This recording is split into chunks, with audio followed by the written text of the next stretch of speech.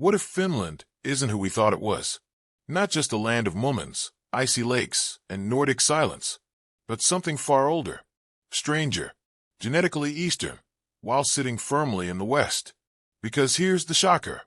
While most Western European men trace their lineage through Y-chromosome haplogroups like R1b or I1, in Finland, more than 64% of men carry something radically different, haplogroup N1A1. It's not native to the Vikings, not Germanic, not even Indo-European. It comes from the Far East, Siberia, and it's not a theory. This is backed by hard data. Genome-wide studies place Finns genetically closer to the Uralic-speaking peoples of Russia's vast taiga than to their next-door neighbors in Sweden, closer to the Nganasan and Mari than to Danes or Norwegians. Let that sink in. A Western European country, whose genome whispers in a Siberian tongue. And yet, this isn't what schools taught. It's not in the textbooks. It's been sanitized, erased, replaced with cleaner stories of Swedish kings, Christian crusaders, and quiet isolation. But the truth is older than the Kingdom of Sweden, older than the Norse sagas. It begins in the late Neolithic, around 3,500 years ago, when a wave of migration surged out of the Ural Mountains and swept across the north. These weren't just wanderers. They carried metal. The Seima-Turbino phenomenon, a rapid east-to-west movement of Bronze Age technology and people, reshaped northern Eurasia like wildfire. And within them, hidden in bone and blood, came the N1A1 haplogroup, the very signal that now dominates Finnish Y-DNA.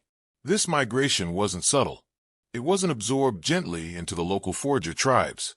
It replaced them. It left scars in the genome, stories in the graves, and a mystery no one talked about. Until now. Because to understand the Finns, their language, their diseases, even their isolation, we have to go 4,000 kilometers east, to the frozen forests of ancient Siberia, where this story truly begins. And in those forests, long before Finland had a name, something extraordinary was stirring. Around 4,500 BCE, deep in the Lena River basin of modern-day Yakutia, a people emerged who would one day shape the bloodlines of northern Europe. They hunted on reindeer paths, spoke early Uralic tongues, and carved tools from bone and bronze. We know them now by their genetic fingerprint, the Yakutia_LNBA population, ancient ancestors tied to the Proto-Uralic world. They weren't just wanderers in the snow. They were pioneers of bronze, part of a larger wave called the Seima-Turbino phenomenon, a mysterious, rapid spread of technology, weapons, and people from the heart of Siberia to the edges of Scandinavia around 2000 BCE. Their journey didn't take centuries. It moved like fire, fast, unpredictable, unstoppable. And then came a discovery that rewrote everything. On a wind-beaten island called Bolshoy-Oleni Ostrov, near the Arctic Circle, archaeologists found human remains, bones, buried in permafrost. They dated to around 1600 BCE. But it was what hid inside them that stunned the world. Their DNA carried an astonishing 42 to 58% Nganasan-like ancestry, a Siberian genetic signal that had never been seen in ancient Europe before. This wasn't a trickle of influence. This was a wave, the very first imprint of East Asian genes in the West, carried not just by language, but by lineage. And through that bloodline came a name, a genetic flag that still flies in Finnish veins today. Z1934. A subclade of haplogroup N1A1, concentrated in northeastern Finland, tracing a route through the Volga-Ural corridor.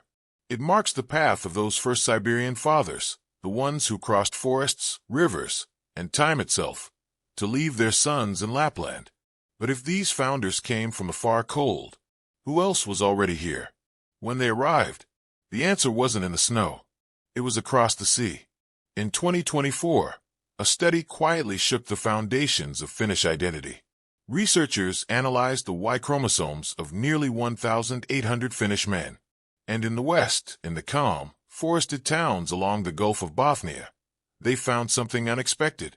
A second genetic trail. A bloodline not from Siberia, but from the Baltic. The subclade was NVL29, a branch of N1A1. It didn't ride in with the Siberian founders of Lapland. It sailed, most likely, across the Gulf, from Estonia. In fact, in coastal Finland, especially the southwest, 22.2% of men carried this Baltic variant. And that's where it gets stranger. These men weren't genetically close to their fellow Finns in the northeast, not even close. They clustered, statistically and genetically, with Estonians. Same Y-DNA, same shared segments, same ancient signal, traced back to a migration no one ever talked about. Even their voices, their dialects, told the same story. Linguists have long noted that the way southwestern Finns speak carries echoes of Estonian structure, rhythm, and vocabulary, more similar to the language across the sea than to their own kin inland. But it didn't stop with words. It was in the ground too. Burial sites in southwestern Finland, from the Bronze Age, show ceramic styles, grave forms, and ritual patterns nearly identical to those found across the Baltic. Shared fire pits, parallel tools, synchronized funerals, separated only by sea foam. This wasn't a coincidence. It was a connection, a deep one. And suddenly, the idea of a unified, singular Finnish origin cracked. Because while the northeast tells a Siberian story, the southwest whispers in Baltic tongues. So how did one nation become two people in one skin? Genetically divided, culturally layered. Before the word Finland ever existed, the answer lies in a split so old, it predates the alphabet. Today's Finland seems seamless. A land of lakes, unified by language, stitched together by silence. But within the genome, there's a rift, a deep ancestral scar, running from coast to tundra, from the stone churches of the southwest to the frostbitten edges of the northeast. Geneticists call it the divide between the early and late settlement zones. But this wasn't a migration story. It was a mirror. Two halves of a country, each shaped by a different past and a different people. It wasn't born in 1323 AD, when the Treaty of Noborg sliced Finland between Sweden and Novgorod. The DNA shows that line had been alive for over 2,000 years before anyone wrote it down. In the southwest, farmers from the Neolithic world left their legacy. Mitochondrial haplogroups H, T, J, and K, markers of ancient agriculturalists from Anatolia and Central Europe, appear most densely here. This region absorbed waves of Scandinavian influence, starting in the Bronze Age and accelerating under Viking and medieval Christian rule. But the Northeast tells a colder story. There, the maternal lineages shift to U5, U4, V, D, and Z. The oldest mtDNA in Europe, U5, is found in Sami and forager populations, going back to the Mesolithic.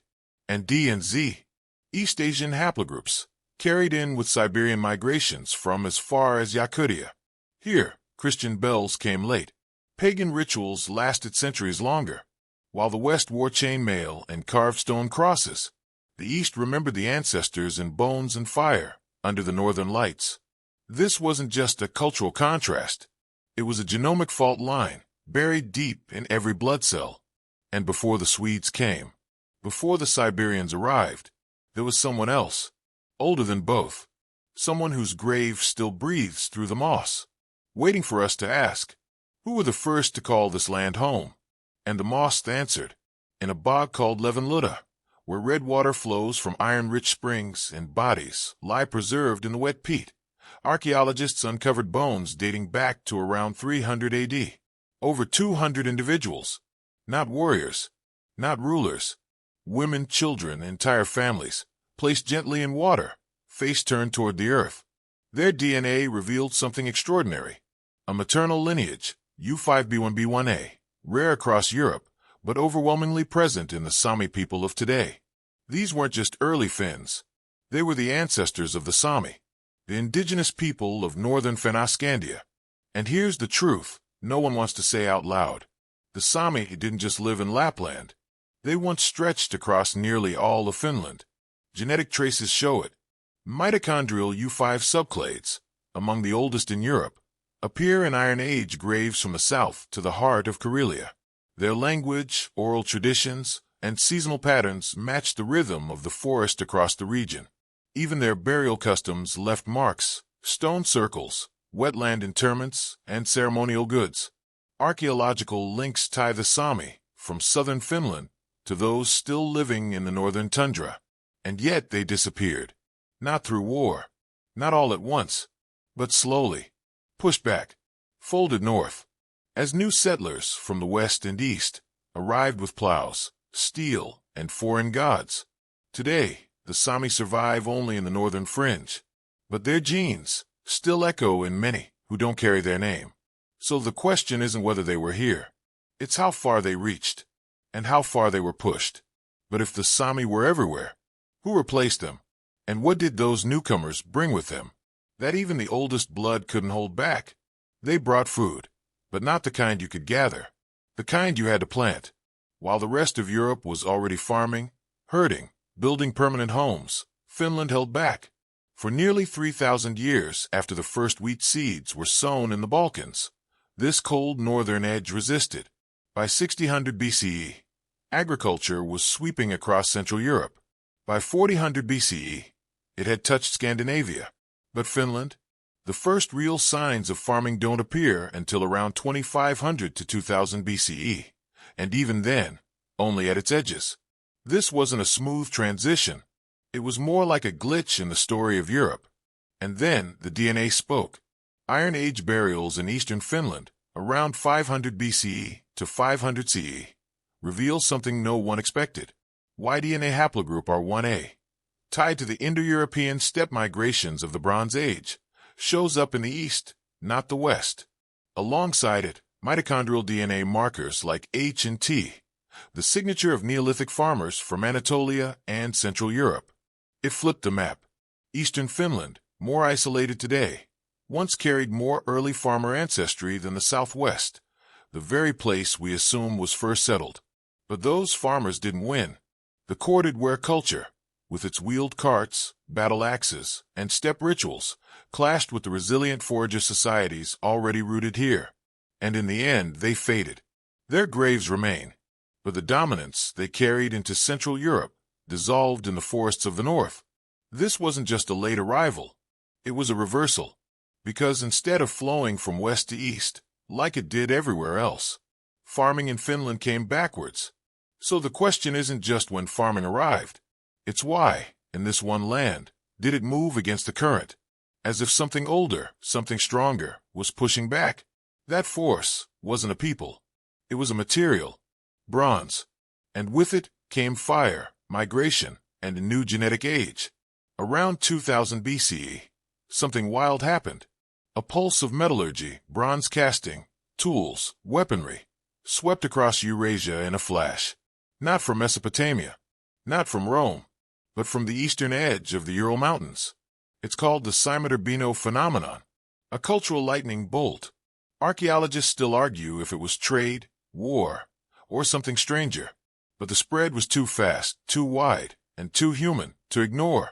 This wasn't just about tools. It was about people. Carried within that movement was a lineage, haplogroup N1C.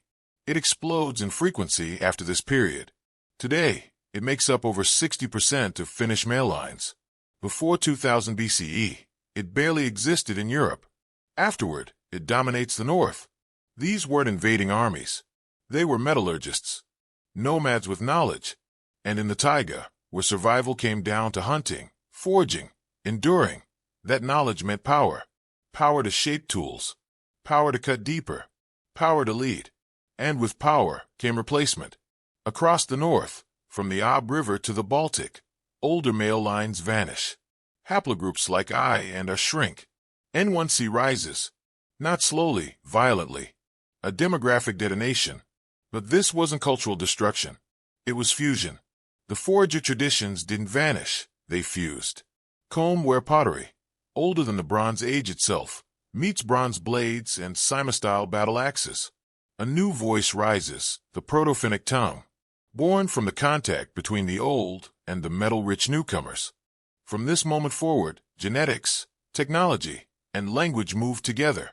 They don't trickle in, they surge. And Northern Europe, especially Finland, will never be the same.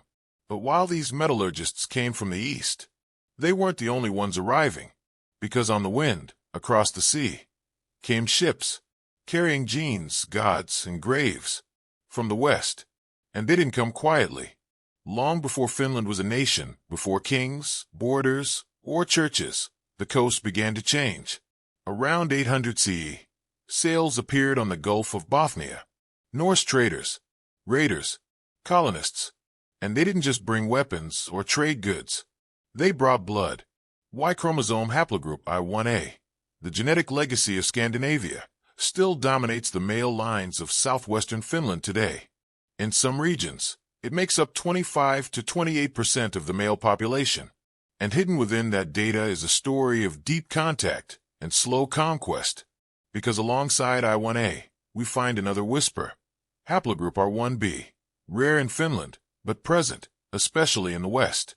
The signature of Western Europe, often tied to Celtic and Germanic populations, and likely carried in by Norse settlers and missionaries during the early medieval period. By the 1200s, this wasn't just contact, it was colonization. Swedish influence spread through the coast, like ink in water. Castles rose. Churches were carved from stone. Law code shifted. The Christian cross replaced animist totems. And with this came language. Norse loan words fused into Finnish. From seafaring terms to tools, the coastal dialects changed, not from war, but from coexistence. Archaeology backs it. Iron Age graves along the southwestern shoreline show Scandinavian artifacts, burial styles, and weaponry. Swords not forged in Karelia, but in Uppsala. And still, the DNA locked it all in. These weren't brief encounters. They were generations, migrations, marriages, the fingerprints of Viking sons etched into Finnish lineages, still traceable today. But this Norse wave, like so many before it, washed over the coast and stopped short, because beyond the harbors and stone churches, far inland, across frozen lakes and pine-dark forests, an older flame refused to die. A genetic ember, untouched by kings or gods, still burning in silence, waiting to be seen. And deep within it lay a medical secret, a national inheritance, one shaped not by war or conquest, but by isolation. And it's that isolation that built something Finland never expected. A paradox. Because despite being one of Europe's most ancient and genetically diverse crossroads, layered with Siberian fathers, Baltic sons, Viking intruders, and forgotten Sami matriarchs, today's Finnish genome is shockingly uniform. Not because they lacked ancestry, but because they kept it sealed. The roots of this lie deep, around 4000 to 2000 BCE, when the last ice age retreated and the first genetic bottleneck gripped the north. A small group, cut off by geography, climate, and culture, became the ancestors of millions. And then again, during the inland settlement boom of the 16th and 17th centuries, a second bottleneck formed. Dozens of villages, with almost no new gene flow. The result? A nation built on deep genetic echoes, and something no one else in Europe has. Long runs of homozygosity, repeated segments of DNA inherited from both parents. A fingerprint of ancient inbreeding, not through carelessness, but through survival. Today, that fingerprint has a name, the Finnish disease heritage.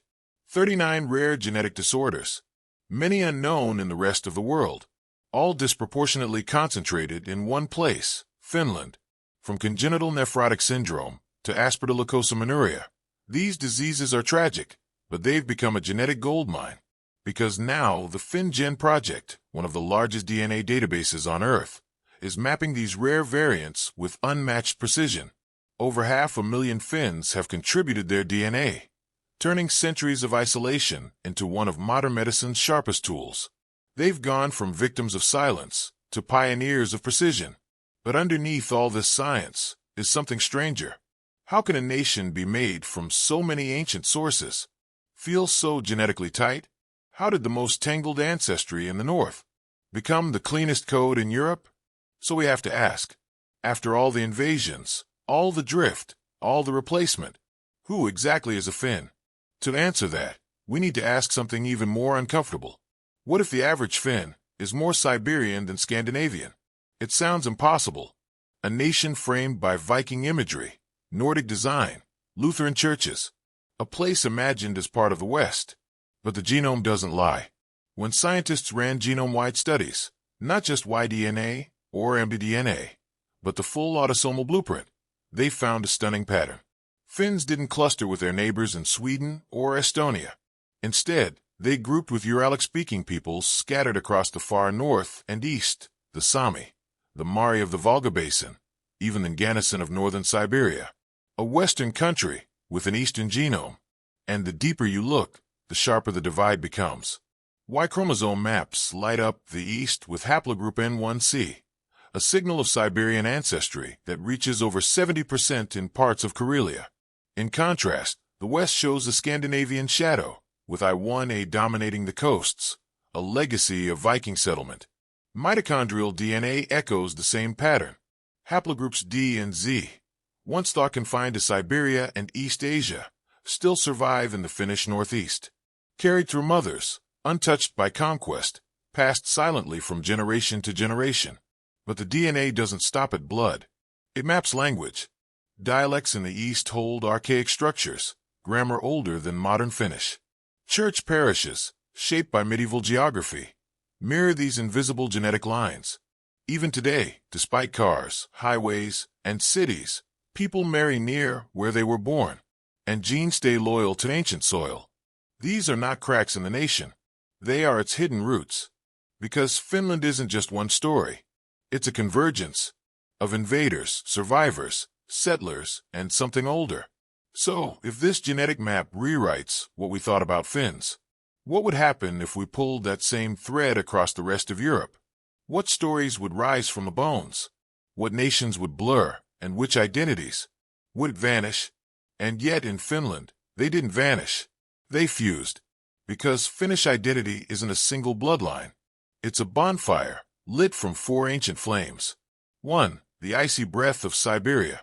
The men who crossed the Urals with bronze tools and N1C in their veins. Uralic speakers. Wanderers of the taiga. 2. The golden warriors of Scandinavia. Their ships, their swords, their YDNAI-1A, still echoing along the coasts. 3. The Baltic embers, flickering through pottery shards and Estonian dialects in the southwest. R1A, R1B, a quiet fusion of traders, farmers, forgotten men. And 4. The ancestral snow. The Sami, U5B1B1A, passed from mother to daughter through storms and centuries. The ones who buried their dead in lakes and survived. This isn't a country built from conquest. It's built from compression, from survival, from holding on to memory when the rest of Europe moved on. Isolation didn't erase Finland's past. It preserved it. Today, when a scientist opens a Finnish genome, they're not reading one story.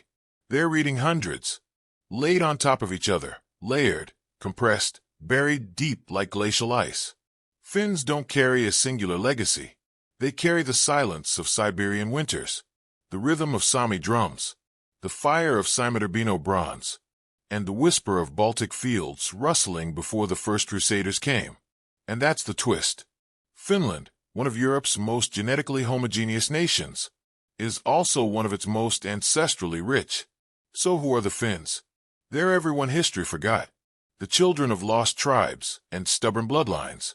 A people not born from purity, but from endurance. And their story isn't over. Because next episode, we'll follow haplogroup N across the frozen Urals, into the heart of Siberia, to uncover the people who brought language and metal to Europe.